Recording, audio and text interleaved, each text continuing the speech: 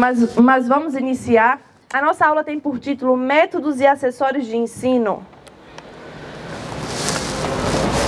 Quando nós pensamos na didática, nós pensamos no trabalho do professor na sala de aula. E isso consiste em quê? Verificar como o professor vive o seu cotidiano, as práticas individuais, a maneira de se relacionar consigo mesmo, a maneira com que o professor se relaciona com o aluno, a maneira com que ele se relaciona com o conhecimento, com os colegas, com a organização escolar e com a sociedade. Existe uma diferença entre ensino e didática. Quem sabe me dizer qual é a diferença entre ensino e didática? Algum voluntário que possa nos esclarecer? Eu estou sem óculos, então se alguém lá no fundo levantar a mão, eu dificilmente vou ver. Alguém? Algum voluntário? Ninguém? Bom, ensino é a transmissão de informações. Didática é como nós vamos transmitir estas informações. Então, quando eu vou ensinar alguma coisa, eu vou transmitir o meu conhecimento para alguém. Mas eu preciso da didática para eu saber de qual maneira eu posso transmitir esse conhecimento. Para nossa reflexão, nós temos duas perguntas, não precisam responder em voz alta. A primeira pergunta é importante variar os métodos de ensino na escola bíblica dominical? Sim, é importante. Que método você utiliza para tornar as suas aulas mais atraentes? Pode ser por objetos ou pode ser por, como se chama? Acenos, cartazes, varia de acordo com o que ele causa. Muito bem. Então, nós temos diversas formas de deixar a nossa aula mais atraente, mais interessante para o aluno. Então, o aluno deve ser surpreendido pela criatividade do professor. Quando o aluno já sabe o que vai acontecer na aula, ele se sente desmotivado. Ele já não quer mais frequentar a aula, já não vem mais à escola dominical. Não é porque ele não tem tempo, ou não é porque ele não quer vir, é simplesmente porque ele já não tem vontade na sua aula mais. Porque todo domingo eu vou lá e o professor para na minha frente com aquela lição e começa a ler. Dali 15 minutos o aluno já está sonegado assim.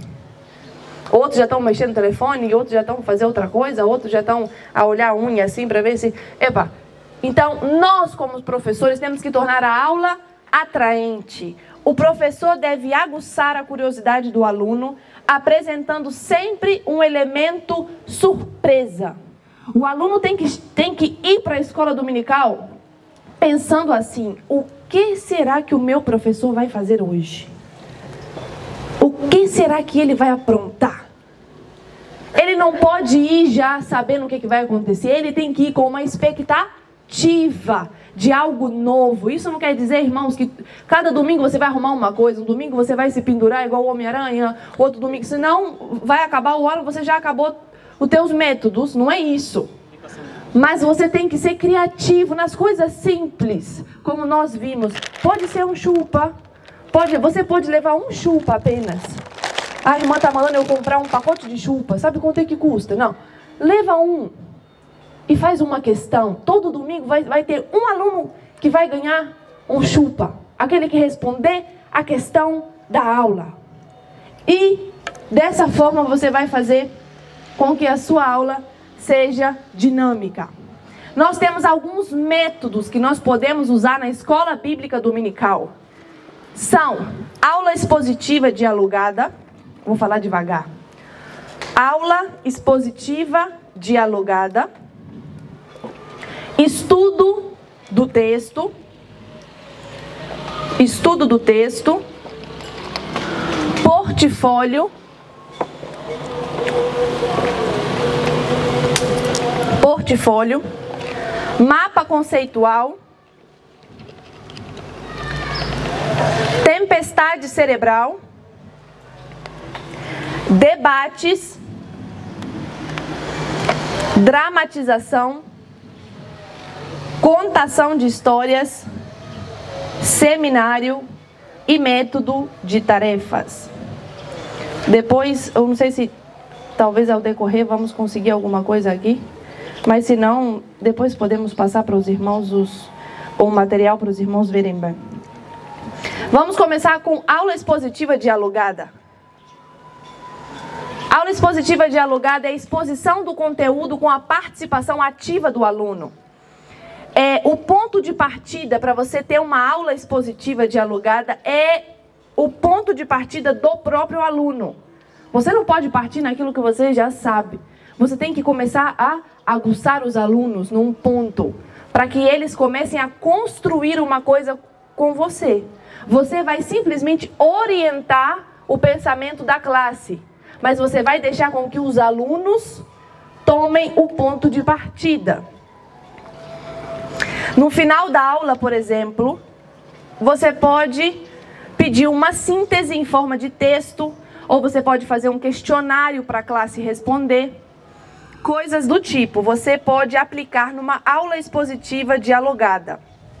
Estudo de texto. Estudo de texto é análise textual e preparação do texto. Visão do conjunto, busca de esclarecimento, verificação do vocabulário, fatos, autores.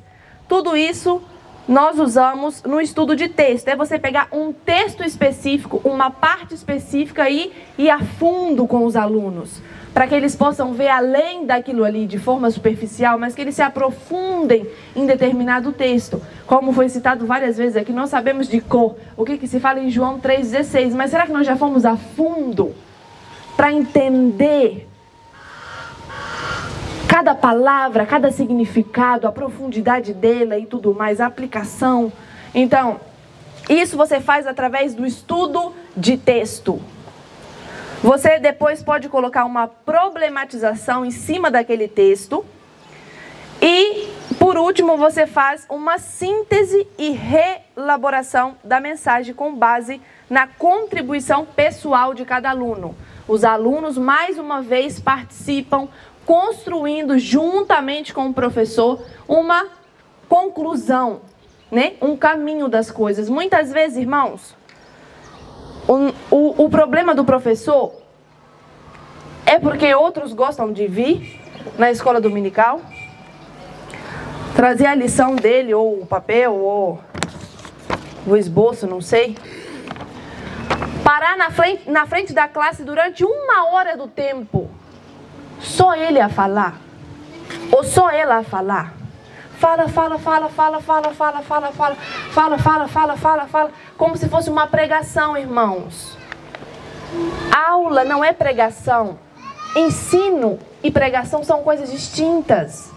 Na aula, você tem que interagir com o aluno. O aluno tem que ter o momento dele falar o que ele achou, ou qual é a dúvida dele, ou se ele entendeu aquele texto bíblico, ele entendia de outro jeito, ou ensinaram ele de um outro jeito, ou ele não percebeu alguma coisa. Ele tem que ter voz ativa. O aluno tem que ter participação na sua aula, independente se ele tem 0 anos a 100 anos. Amém? Nós temos que compreender isso como professores. Há outros que gostam de vir parar na frente da classe para pregar. Irmão, pregação é domingo no púlpito, amém? Pede lá a oportunidade do teu pastor, ele vai te dar para você pregar. Mas aula não é você parar ali. Amém, irmão? Já acabou. Fulano, ora para acabar a aula. Amém? Glória a Deus. A aula foi uma bênção hoje. Graças a Deus. Mas só ele falou. Só ela falou. Os alunos saem assim. Caramba. Mas o professor sai todo animado. Mas claro, só ele falou. Amém? Amém. Então vamos. Portfólio é uma maneira da gente produzir um material com os nossos alunos. O portfólio é o quê? O professor e o aluno vão pesquisar juntos sobre determinado tema. Nós podemos pegar de diversas fontes, irmãos. Pode ser de livro, pode ser de revista, pode ser de um filme, pode ser de um site. Não importa. O importante é que juntos eles possam produzir um registro sobre aquele processo de aprendizagem, sobre aquela lição, sobre aquele dia. Pode ser feito de diversas formas. por meio de foto, mapa mental, desenho, esquema, vídeo e texto e etc. Ou seja, é muito proveitoso, né? Não que não se faça em outras faixas etárias, mas é muito proveitoso quando nós usamos o portfólio para crianças até a parte de adolescente, né? Você avisa, próxima aula, nosso tema é X. Vai lá, pesquisa, traz qualquer coisa. Traz um pedaço de uma revista, ou tira de um site, ou escreve pelo menos no papel alguma coisa e me traz alguma coisa. E quando chegar na classe, vocês vão montar junto. Vão recortar as imagens, vão colar. Pode fazer numa cartolina. Você compra uma cartolina e cada aluno traz uma imagem, ou um traz uma imagem, um traz um texto, um traz alguma coisa, um conceito e tudo mais. E vocês vão construir junto com o aluno aquele processo de aprendizagem para aquele dia.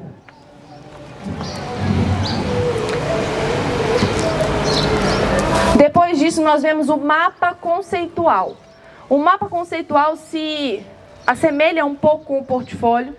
Ele é a construção de um diagrama sobre os principais conceitos estudados. Você pode fazer um mapa conceitual durante uma aula, você pode fazer durante um trimestre, durante um semestre ou até durante um ano todo. Você pode construir, durante o ano 2023, eu vou começar com a minha classe da EBD, um mapa conceitual. A cada domingo, você vai deixando ali Pode ser, por exemplo, a cada domingo você deixa um resumo. Você, junto com os alunos, fazem um resumo da aula. O que nós entendemos da aula de hoje? Eu entendi isso, eu entendi aquilo, eu entendi aquilo outro.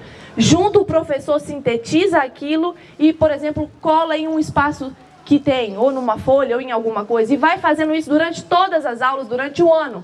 No final, nós vamos ter um mapa conceitual. O que nós aprendemos em cada domingo, ou num trimestre, por exemplo, em 3 meses. Você pode ir construindo ali uma coisa para você depois ter, e os alunos também ter para se lembrar daquilo que foi estudado. Amém? Bom, tempestade cerebral. Irmãos, às vezes esses nomes aí vão assustar, mas não se assustem, são só nomes técnicos, mas o importante é nós entendermos, pegarmos a visão do que nós temos que fazer. Tempestade cerebral é quando o professor apresenta um problema e os alunos devem propor a forma de resolução. Você estimula o desenvolvimento de novas ideias de forma espontânea e natural, deixando livre a imaginação do aluno. Você traz um tema. Hoje nós vamos falar sobre tema X. O que vocês acham? Eu vejo aqui uma situação assim, assim, assim. Como estava a falar aqui de terceiro sexo, né? É isso, mamita? É isso, né? Descobrimento do terceiro sexo. É uma problemática. Claro que você não vai trazer isso para a criança, né, irmãos? Amém? Né? Como o irmão Beto já descreveu, o que você deve trazer em cada faixa etária. Você não vai trazer isso para uma criança de 5 anos. Mas você pode trazer, por exemplo, para a classe de jovens. Hoje, eu trouxe um grande problema para vocês. Um problema grande mesmo. Um assunto sério. É isso, estou dizendo para jovens. Por exemplo, você pode usar isso. Dizer, jovens, hoje eu trouxe um problema para vocês resolverem. E eu não saio daqui antes que vocês me deem a solução desse problema. Qual é o problema? Qual é o problema? O problema é ouvir aí na rua um tal de terceiro sexo. Me falaram assim, assim, assim, assim. Eu gostaria de saber qual é a solução para a gente resolver isso. Ou para a gente acabar com essa ideologia. Ou para a gente trazer a luz da palavra de Deus. E você começa a lançar e deixa os jovens pensar. E aí, você também não pode, né, irmãos? É outra coisa. Nós, professores, temos que ter muita sabedoria de não coagirmos o aluno. O aluno tem que ser motivado, mas ele também precisa ser respeitado. Você traz, por exemplo, para a classe de jovens, vamos lá discutir sobre o terceiro sexo. E a questão é essa, me dê soluções sobre como nós podemos fazer. Aí um fala uma coisa, o fulano fala uma coisa, você gosta, porque o fulano é bom aluno, né? Lê muito, é inteligente e tal. Aí quando o fulano fala, você, isso mesmo, fulano, muito bem, parabéns. Aí quando o outro fulano fala, não, acho que você não percebeu bem. Não. Vamos lá fazer assim. Cala lá, irmão, você. Cala aqui. Fala lá você, irmão, faz favor. Depois fala, tá bom? Só um exemplo, tá, ancião? Dê licença. Não, tá bom. Já ouvi. Amém. Fala lá você. Esse aqui ficou como, irmão? Desmotivado, desmoralizado, envergonhado. Ele não vai participar na tua aula mais. Então, quando você forma, por exemplo, um mapa conceitual, você traz essa questão, você tem que deixar o aluno falar. É a opinião pessoal dele. Se ele está falando uma coisa que é errada, que é contra a palavra de Deus, você, de uma forma muito sutil, com muita sabedoria, depois vai conduzir para o pensamento certo. Mas você não pode falar, acho que você não percebeu, querido. Não percebeu. Não é assim, senão você desmotiva o teu aluno. Então, quando nós falamos sobre tempestade cerebral, não há certo, não há errado. Tudo que for levantado na classe tem que ser considerado pelo professor. Amém? Vamos passar. Existem algumas regras que nós usamos para tempestade cerebral, para conseguirmos colocar em prática esse método de aprendizagem. Nós podemos nos expressar em apenas palavras ou frases muito curtas. Você vai lançando, cada aluno vai falar, né? Uma frase ou uma palavra que traz ou que vem à memória dele sobre determinado assunto. Então, é proibido debater e criticar as ideias apresentadas. Amém? Vou ler mais uma vez. É proibido debater e criticar as ideias apresentadas. Professor não critica o aluno, dizer, você não sabe de nada. Menino do céu, isso é um demônio que está em você. E o demônio está falando na sua boca. Não, irmão, não faz isso aí não. Deixa ele falar, deixa ela falar. Depois, se precisar, se a coisa for muito grave, né? Porque também há coisas que são graves. Se a coisa for muito grave, chama ele depois da aula. Chama ela depois da aula. Fala, minha filha, vem cá. Vamos lá conversar aquele assunto. Falaste o que mesmo? Isso, assim, até aqui. Ok. Vamos lá abrir tal parte da Bíblia. Vamos ver o que a Bíblia está falando. E aí você vai ajudando a pessoa a perceber que aquilo que ela pensava não era a forma correta de pensar. Amém? Não sei se eu estou sendo clara, mas em nome de Jesus, professores e professoras, vamos ser mais simpáticos, amáveis com os nossos alunos. Amém. Deixa o aluno vir na escola dominical com vontade de participar na tua aula. Dizer, não, hoje eu preparei isso aqui. Chegar lá, eu vou falar com a minha professora. Professora, encontrei isso. Ou fiz aquilo. Ou li isso, ou li aquilo. Os maiores vão dizer, eu li um artigo científico que foi escrito. Deixa também falar, é a maneira dele. Amém? O que nós não podemos fazer é coagir os nossos alunos. Nenhuma ideia deve ser desprezada. Todos devem ter a chance de expor as suas ideias. Fazer a seleção delas conforme os critérios estabelecidos pelo grupo. Próximo ponto, dramatização. Dramatização é uma coisa também que eu acredito que nós podemos aplicar em todas as faixas etárias. Nós podemos dramatizar para crianças pequenas, como nós podemos dramatizar para o grupo dos papás. Depende da forma com que você vai levar isto. A dramatização é uma representação teatral que visa instigar os alunos a vivenciar a realidade do texto de forma mais intensa, de se envolverem com a trama do mesmo. Quais são os benefícios da dramatização? Desenvolve a expressão corporal, a oralidade, ativa as emoções, promove a memorização significativa do conteúdo. O enredo, os personagens, cenários poderão ser organizados pelo professor em conjunto com os alunos. Dramatização é uma ótima coisa para nós usarmos. É uma coisa que não precisa de você dispor de recursos financeiros grandes. E é uma coisa simples e muito objetiva que nós podemos fazer.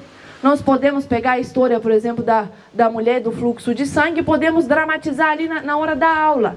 Isso faz com que as crianças absorvam aquilo. Faz com que as crianças memorizem aquilo. Principalmente o adulto é bom, mas com a classe infantil e juvenil é muito, muito bom, porque instiga a memorização deles. Nós temos aqui o irmão Rubem, jovem Rubem Zacarias, acho que algumas pessoas conhecem, né? Amém?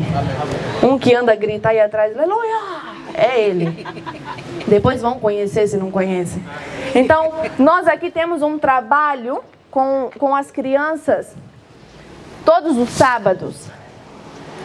E às vezes o irmão Rubem vem nos ajudar. Vem nos ajudar. E quando ele vem nos ajudar, meninas aqui do departamento infantil podem falar depois, podem confirmar o que eu vou dizer. Quando o Rubem para na frente da classe, ele não simplesmente conta a história, mas ele gosta, por exemplo, de usar a dramatização. Ele chama os alunos ali. No começo, esse grupo, só para esclarecer, esse grupo é um grupo de evangelismo que nós estamos fazendo, discipulado. Então são crianças que muitas vezes não são filhos de crentes, irmãos, são filhos de muçulmanos, amém? Então elas vêm ali no começo toda assim. O Rubem, é aquele jeito do Rubem, né? Vem você! E pega a criança e vai. No começo a criança vai assim, tipo, Só que depois, passa 5 minutos, você olha para a classe do Rubem, as crianças já estão fazendo igual ele. Já estão encenando. Fala, você é Jesus, você é Moisés, toca nas águas. A criança, irmãos, é uma maneira, é um método. Essas crianças saem daqui sabendo que o nosso Deus fez um milagre. Abriu o mar vermelho, o povo passou com os pés enxutos. Sabem isso, memorizam isso, porque existiu alguém lá que fez alguma coisa para elas memorizarem. Então se utilize dos métodos, irmãos. Se utilize dos métodos. Você não pode só ouvir aqui e dizer, muito bom, isso aí é bom mesmo, isso aí é bom. Isso. E aí sair daqui e voltar lá na tua classe domingo, a mesma coisa. Mesma coisa, não. Se utiliza dos métodos. Amém? É para a glória do nosso Deus, não é para a glória de outra pessoa. Contação de história. Tá, vamos diretamente nas regras. A contação de história é uma coisa muito simples, nós já sabemos. Contação de história, nós utilizamos mais para o departamento infantil. Mas nós temos algumas regras para exercer a contação de história. Nós precisamos, primeiramente, conheça a história. Amém? Conheça a história, professor. Eu vou lá hoje. Hoje eu estou em que classe? Estou com aquelas crianças ali de 5 anos. Aqueles ali, qualquer coisa ali vai. Como não entender bem mesmo, já vou eu lá. Lá você vai apanhar o filho do pastor, está lá na tua classe. Vai apanhar lá o filho do ancião, está na tua classe. Vai apanhar o filho do diácono, que na casa do diácono, ele todo dia senta com o filho e com a filha e conta a história lá de Sansão. Aí você chega na classe, não fez nada, não leu nada, não sabe nada direito. Começa a contar a história. Então, aí estava lá 3 discípulos no barquinho. Pedro, Tiago e Judas. A criança ouviu lá em casa. Papai me contou essa história. Pedro, Tiago. Papai não falou João? Mas esse professor falou Judas. Vou perguntar, papá. Aí o pai pergunta, filho, o que você está aprendendo na escola dominical hoje? O meu professor me ensinou Pedro, Tiago e Judas. O professor ensinou o quê? Vai dizer para a criança, Ciane, oi, Shane. Para a criança repetir aquilo que falou. É Pedro, Tiago e Judas. O professor não sabe a história, irmão. Não conhece a Bíblia. Sansão andava de careca. É isso. Vai contar que Sansão era careca. Irmão, não vale a pena. Se você naquele dia não se preparou, não estudou, vale a pena você não ir? Ou vale a pena você fazer outra coisa? Mas não vai ali parar na frente dos teus alunos e ensinar outra coisa. Porque eles vão se basear no que você ensina. E se você ensinar alguma coisa que não é verdade, ou se você ensinar alguma coisa que não condiz com a palavra de Deus, a responsabilidade vai ser de quem diante de Deus? Minha ou tua? Respondam, minha ou tua? Afinal, sabem, né? Então, para com essas coisas de que, não, hoje eu não estou na classe das crianças, qualquer coisa lá, eu vou contar. Conta a mesma história durante 3 meses. Todo domingo as crianças escutam a historinha da criação do mundo. Todo domingo. O professor não sabe mudar a história, não sabe contar outra história. Amém? Vamos conhecer as histórias para contarmos para as nossas crianças. Segunda coisa, procure mentalizar a história. Assim fica mais fácil de você contar. Quando eu falo mentalizar, é para você, por exemplo, saber pelo menos os pontos principais. Você pode colocar a história num papel, escrever ali, deixar ali um esboço, né, para você não se esquecer. Mas pelo menos as partes principais da história, procura mentalizar, para que você passe aquilo para a criança com mais facilidade. E para que a criança também absorva com mais facilidade. Terceiro ponto, terceira regra da contação de história é: viva a história. Isto é, sinta a história ao contá-la e dramatizá-la, né? Você estava lá os 3 discípulos, Pedro, Tiago e João no barquinho. Aí aconteceu uma coisa, eles pegaram peixe, né? Aí jogaram a rede. Quando eles jogaram a rede, pegaram muito peixe. Muito assim, era pesado. Irmãos, estamos a contar a história para crianças, amém? Amém. Professores do departamento infantil, posso vos ver aqui? Professores do departamento infantil, amém? Há outros aí vai contar. Aí a rede estava cheia de peixe. Aí pegou assim o peixe, colocou dentro do barco. Aí depois o barco foi. Aí depois eles voltaram. Aí, não, irmãos, dramatiza. Sinta a história. Faça com que a criança sinta o que você está ali contar. Aí a rede era muito pesada. Como é que você pega uma rede pesada? Fazendo uma força assim. Aí eles puxaram. Estava muito pesada, amém? Amém? E essa irmã aí é maluca. Mas, irmãos, nós devemos fazer o nosso possível. Amém. Você pode achar que é uma coisa fútil, ou que é uma coisa superficial. Mas para aquela criança, pode ser aquela história, aquele dia, aquele ensinamento que vai marcar a história dela. Aquela sementinha da palavra de Deus que vai cair no coração dela e vai germinar, para que ela tenha vida eterna. Talvez depende de você naquele momento. Então faça com amor, faça com alegria, faça com dedicação, faça para o seu Deus. Amém? Nós já estamos caminhando para o fim, parece que eu tenho 5 minutos. Seminário.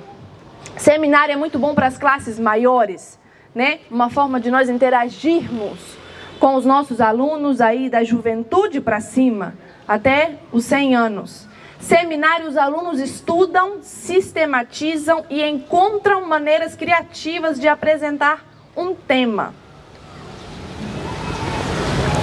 Ao final da exposição, o professor propõe questões e conduz um debate sobre o tema apresentado, estimulando a participação de toda a classe. Seminário, eu acho que é uma das coisas mais fáceis, amém? Para nós entendermos, porque grande parte aqui já passou na escola. E nós sabemos que lá na escola tem seminários. Todo mundo é obrigado a fazer. Está ali o nosso docente da Unilúrio, professor Alim Tombe. Muito crítico nos seminários dele. Basta o aluno falar uma palavra torta, sai daqui. Estou brincando ali. Mas seminário é uma coisa muito importante, irmãos. Você pode aguçar, principalmente a juventude, tem muita energia, como o irmão Beto falou. Jovens gostam de falar, de serem vistos, de serem apreciados. Olha, aquele irmão, viu o que falou hoje? Nossa, conhece a Bíblia. Graças a Deus. As irmãs ali já ficam de olho. Aquele irmão, graças a Deus, hein? É teólogo aquele ali, hein? Acho que para casar ia ser uma boa pessoa e tal. Do mesmo jeito, as irmãs. Vai lá na classe, o professor lança uma questão, ou diz, hoje a irmã fulana vai apresentar um seminário do tema X. A irmã fulana levanta e começa a falar. O irmão diz, graças a Deus. A irmã fulana hoje deu um seminário muito bom. Vai dar seminário na minha casa. Aquela menina podia dar seminário lá em casa, né? Graças a Deus. Então, irmãos, é assim. É uma boa coisa para se fazer com a classe juvenil. Promove lá um seminário. Ó, próximo domingo eu não vou falar nada. Preparem vossos seminários, o tema é X. Pronto. Próximo domingo, quando os alunos chegarem na classe, você já está com a tua cadeira preparada. Assim. Bem sentado lá no teu lugar. Assim. Leva teu copo de água e diz: hoje eu só quero ouvir os seminaristas. E deixam eles apresentarem. E ali vão surgir, você vai começar a ver qual é o entendimento desse meu aluno. Exatamente. Qual é o entendimento daquele meu aluno. Ah, afinal, aquela ali pensa assim. Ó, esse aqui eu tenho que instruir ela nesse caminho. Não, esse aqui está num bom caminho. Então eu posso direcionar ele mais adiante. Isso tudo, irmão, é papel do professor. Amém? Amém? O professor é quem analisa. O professor é quem sabe distinguir quem são os alunos. Amém? Então, seminário é uma boa forma, é um bom método para nós aplicarmos com a classe juvenil até as classes adultas. É um bom tema, principalmente se o tema for polêmico. Aí você pode ter um seminário aí, 2 horas do tempo, ouvindo teus alunos falarem. Próximo tópico é método de tarefa. Acredito que é o último. Método de tarefas. Esse também é um método que abrange desde os pequeninos até os papás.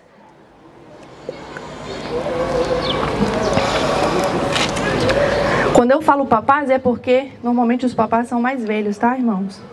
Senão as mamás vão dizer: você não tá a falar mamá, tá a falar só papá. Mas é dos pequeninos aos papás, porque normalmente os homens são os mais velhos, né? Então, é dos pequenos até os pais grandes. Amém? Esse meu aluno aqui não... Vou conversar com ele depois da aula.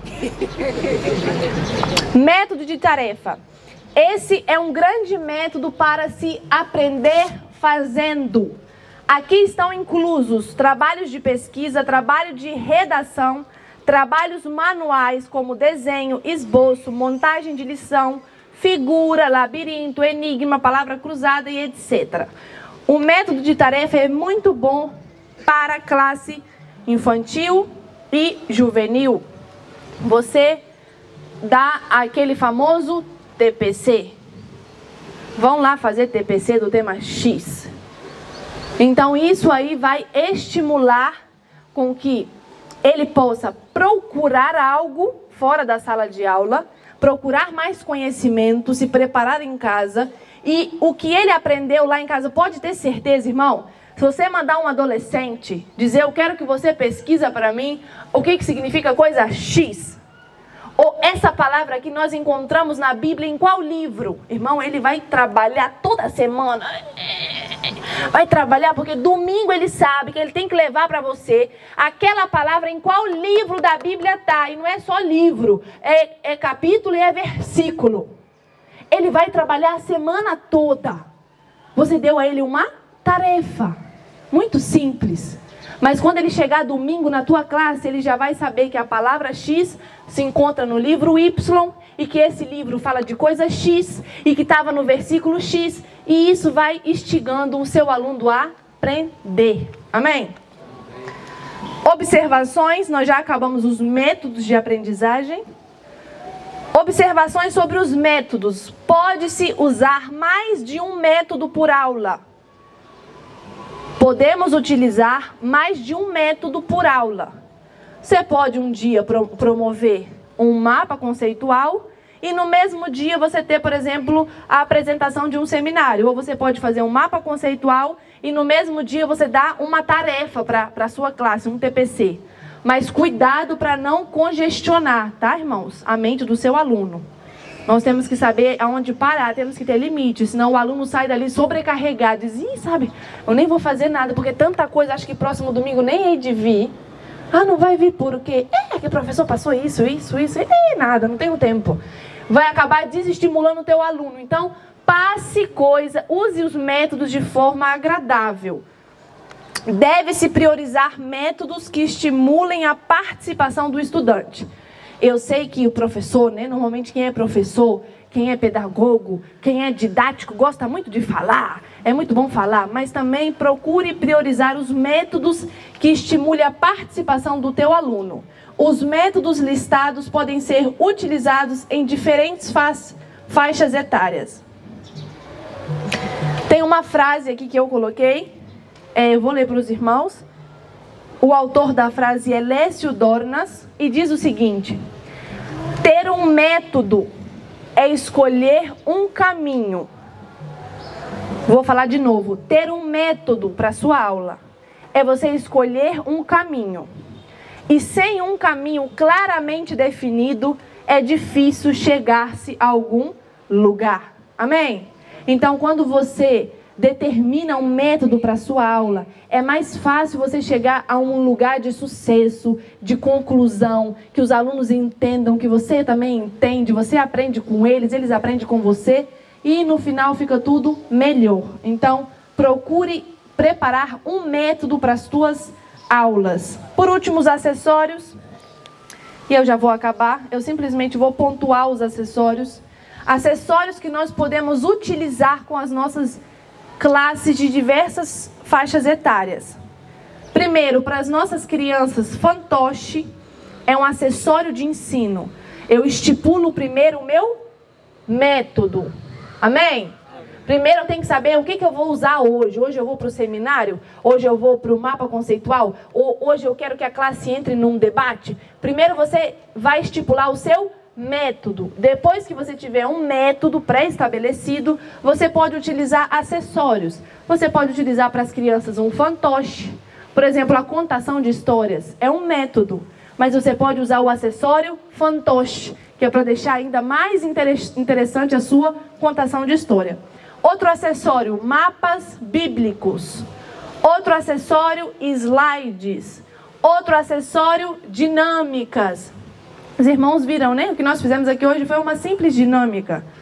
Há dinâmicas, irmãos, que são muito simples, que você pode fazer na tua classe sem nenhum custo. Há dinâmicas que você usa só uma caixinha de papel. Há dinâmicas que você usa só uma brincadeira entre a turma. Então, você pode se utilizar das dinâmicas. Lápis de cor, por exemplo, pode ser um acessório para os seus alunos infantis. Cartolinas, por exemplo, pode ser um acessório para os seus alunos. E por último, jogos e brincadeiras também são acessórios. Esse aqui era bom se os irmãos vissem no Data Show, mas são fatores que conquistam um aluno.